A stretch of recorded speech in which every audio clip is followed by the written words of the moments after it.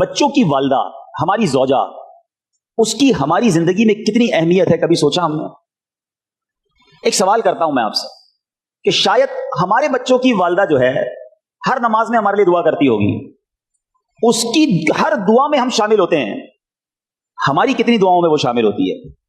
ہم کتنی بار اس کے لیے دعا کرتے ہیں، اس کی صحت کے لیے، اس کی زندگی کے لیے، اس کی درازی عمر بالخیر کے لیے؟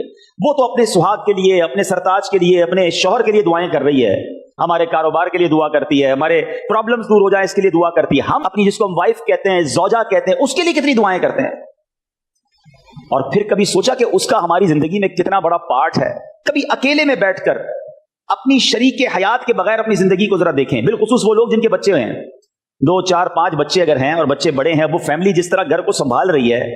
ہم سفر پر جاتے ہیں، ہمیں پتہ چل جاتا ہے کہ ہمارے کپڑے کہاں ہوتے ہیں، ہمارا سامان کہاں ہوتا ہے، وہ بھی ساری تیاری وہ کر کے دیتی ہے، پھر بھی پریشان ہوتے ہیں۔ اگر وہ زندگی سے ہی چلی جائے تو کبھی سوچیں کہ ہماری زندگی کیسی ہو جائے گی؟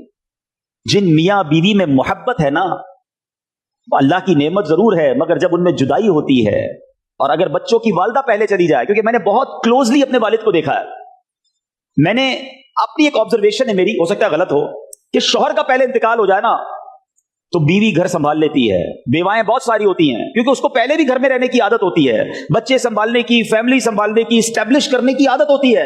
شوہر پیسے بھی گھر سے باہر کافی عرصہ رہتا ہے، لیکن اگر زوجہ کا پہلے انتقال ہو جائے تو والد کا گھر سنبھالنا یہ بہت مشکل ہو جاتا ہے، اور وہ بہت تنہائی فیل کرتا ہے۔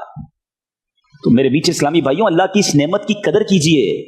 وہ لوگ جو بات بات پر اپنی بیوی کو تانے دیتے ہیں، گالیاں دیتے ہیں، غصہ کرتے ہیں، جو منہ میں آتا ہے وہ کہہ دیتے ہیں، اپنی زندگی میں اس کا رول سمجھو، وہ بھی اللہ کی بندی ہے۔ اس کا دل توڑ کر اگر وہی اللہ کی بارگاہ میں کھڑی ہو گئی تو مارے جائیں گے۔ جہاں دوسروں کے حقوق ہیں وہاں زوجہ کے بھی حقوق ہیں، کبھی اس سے بھی مسکرا کر بات کر لو، کبھی زندگی میں اس کا بھی شکریہ ادا کر دو کہ آپ نے میری زندگی میں بڑی آسانی کی بھی ہے۔ کبھی وہ کھانا بنا کر لائے تو کبھی جزاک اللہ اسے بھی کہہ دیا کرو۔ ہر بات پر جھاڑنا، لڑنا، جب غصہ آیا اسے کچھ کہہ دیا، یہ نہ کریں۔ میں اللہ سے دعا کرتا ہوں کہ رب کریم جن کے جوڑے سلامت ہیں اس کو سلامت رکھے، انہیں جنت میں بھی ایسا اچھا جوڑا عطا فرمائے۔ اپنے بچوں کی، والدہ کی قدر کرنا سیکھو، ان کے لیے دعائیں کرو۔